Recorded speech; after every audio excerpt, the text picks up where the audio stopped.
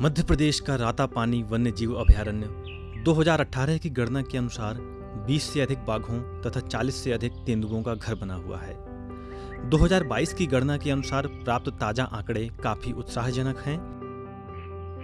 यहाँ के बाघों की आवाजाही आसपास के भोपाल, सीहोर और रायसेन जिलों तक होती रहती है। यह अभयारण्य बाघों के अलावा भी कई दूसरे वन्य जीवों को आश्रय प्रदान करता है। एक बाघ को रहने और विचरण करने के लिए काफी बड़े इलाके की जरूरत होती है।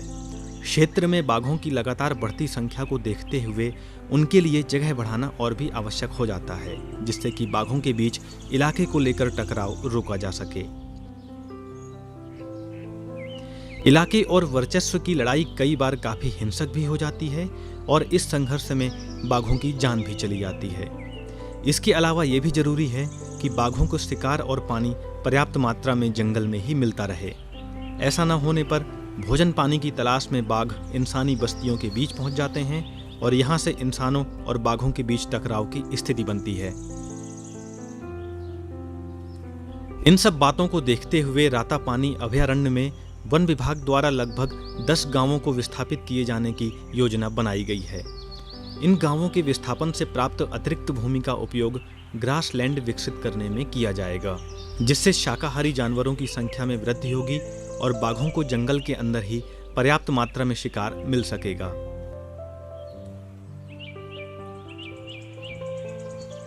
रातापानी में आने वाले गांव झिरी, बहेड़ा, जावरा, मलखार, देलाबाड़ी, सुरई ढाबा, पांझिर, नीलगढ़, धुनवानी और मंथार को विस्थापित किया जाना है। विस्थापन को लेकर एक सामान्य नजरिया यही बनाया गया है कि जिन लोगों को विस्थापित किया जा रहा है वो इससे नाखुश हैं और विस्थापन इन लोगों के हित में नहीं है। लेकिन वास्तविक सच्चाई जमीन पर उतरकर ही नजर आती है। इसी सच्चाई को जानने के लिए पीबीएनएस पहुंचा उन गांवों में जिन्हें रातापानी से विस्थापित किया जाना है।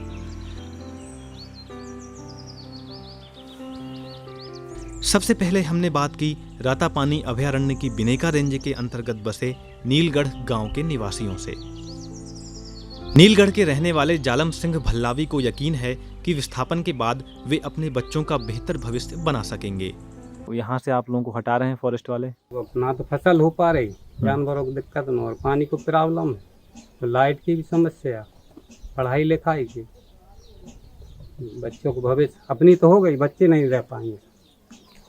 तो बच्चों का भविष्य बनाने के लिए आप जा रहे हैं, तो वहाँ जाके बना लेंगे आप बच्चों का भविष्य? वो जब रोड पे पहुँच जाएंगे सर फिर तो बनेगा। अब यहाँ से कितना इंटीरियर है रोड, आने जाने की, पैसों की, दुनिया भर की दिक्कत रहती है। तो वहाँ क्या फिर आपको ये खेती की जमीन भी मिलेगी? जी, जितनी जमीन है उतनी जमीन देंगे वहाँ पे? उससे कम मिलेगी, थोड़ी बहुत मन मिल जाएगी। नीलगढ़ की चंद्रवती बाई का कहना है कि आने जाने के रास्तों में जंगली जानवरों के खतरे को देखते हुए वो और दूसरे गांव वाले विस्थापन के लिए सहमत हुए हैं। हमें हर चीज की दिक्कत होती है, तो जानवरों की रात अंधेरी हम इधर से ही लाते, गल्ला पानी, मेहनत मजूरी सब कुछ इधर ही। जानवरों को डर लगे, मन करा तो मेहनत मजूरी। कौन सा जानवर का डर लगता है? बड़े शेर को भली नहीं मिला, मानो डर तो है इनको, उतई जात मेहनत मजूरी कर। कभी ऐसा हुआ कि आपके गांव में आए हो? गाँव में नहीं आए, नहीं आए। रास्ते मास्ते मिल जाते, मन गाँव में नहीं आया। नीलगढ़ के ही रहने वाले रूप सिंह उइके विस्थापित लोगों को सरकार की तरफ से मिलने वाली मदद के भरोसे बेहतर जीवन यापन और सुरक्षित भविष्य की उम्मीद में विस्थापन के लिए तैयार हुए हैं। सर यहाँ पे विगत वर्षों से हम लोग रह रहे हैं, काफ़ी समस्याओं से जूझना पड़ रहा है। इससे रोड भी हमारा अब जाके थोड़ा सा ये हुआ है चलने लायक, लेकिन इससे पूर्व बहुत ज़्यादा रास्ताएं खराब थी और बिजलियों की व्यवस्थाएं नहीं है। दूसरा 8वीं पास पढ़ने के बाद बच्चों को बाहर जाना होता। अब जो सामर्थ्य है वो अपने बच्चों को बाहर भेज देता है, जो सामर्थ्य नहीं है तो उनके अधिकतर बच्चे अनपढ़ ही रह जाते हैं। 8वीं पास होने के बाद वो घर पे ही अपना मेहनत मजदूरी में लग जाते हैं। दूसरा, जैसे कोई बीमार हो जाता है तो इलाज कराने के लिए बाड़ी या सुल्तानपुर जाना होता है। अब इससे बारिश के चलते अगर रास्ता खराब हो जाती हैं तो मरीज को इतनी दिक्कत आती है कि ले जाने में वो ले जा नहीं पाते। आपको कभी मिला है टाइगर आते जाते? जी। कब मिला है? सर कल शाम को 6 बजे घोड़ा पछाड़ के पीछे जो टूटी पुलिया है वहीं पे पानी पीते हुए मिला है। फिर तो अब ऐसे में वो तो ठीक है, हम लोगों को देख के वो भाग गया। अगर हो सकता था वो घातक कोई वो कर देता, किसी को भी मार सकता था सर। नीलगढ़ के बाद हम पहुंचे धुनवानी गांव।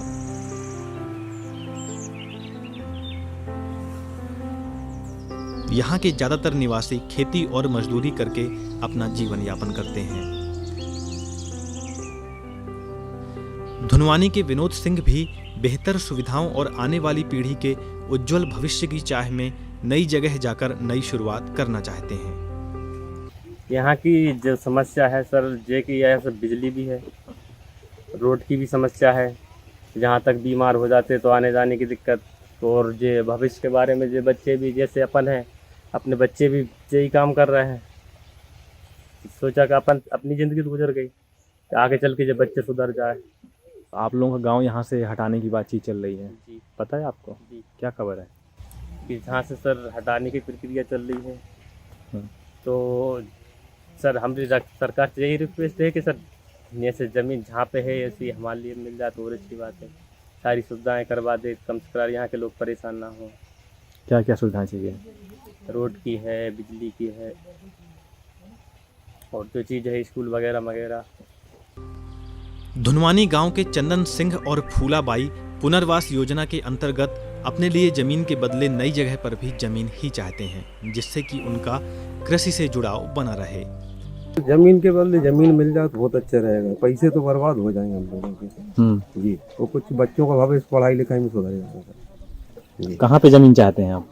सर अभी तो हम ये सुल्तानपुर मंगरई के पास देख के आए, सर लोग भी गए थे हमारे साथ में। अच्छा जी, उनका निरीक्षण किया है हमने, हम सहमत भी हो चुके हैं सभी लोग। पूरे गांव के सब लोग जी सर, एक साथ वहीं पे बसेंगे? जी, क्योंकि आने जाने में सर बहुत दिक्कत होती, बारिश में दिक्कत होती, हर चीज़ में, बीमारी में होती, पेशाने में होती, पढ़ाई लिखाई में होती है, बहुत असुविधा उठाना पड़ता है। तो वहाँ पे सब सुविधाएं मिल जाएंगी आपको? नहीं, सब्सिडी में तो सभी सुविधा मिलेंगी सर, पढ़ने के जाएंगे बच्चे, और क्या हमारा जीवन तो निकल ही चुका है, उनका भविष्य थोड़ा सुधर जाता है। स्कूल वगैरह नहीं है, पढ़ाते हैं बच्चों को? स्कूल है, प्राइमरी तक है सर। अब वो क्या है कि थोड़े आने जाने में मास्टरों को भी दिक्कत होती है, बारिश में भी होती, कभी असुविधा है, हर चीज़ की है।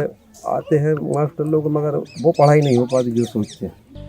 महेश कुमार आदिवासी बताते हैं कि पालतू मवेशियों का शिकार अगर बाघ या कोई जंगली जानवर करता है तो उसका मुआवजा उन्हें वन विभाग द्वारा दिया जाता है।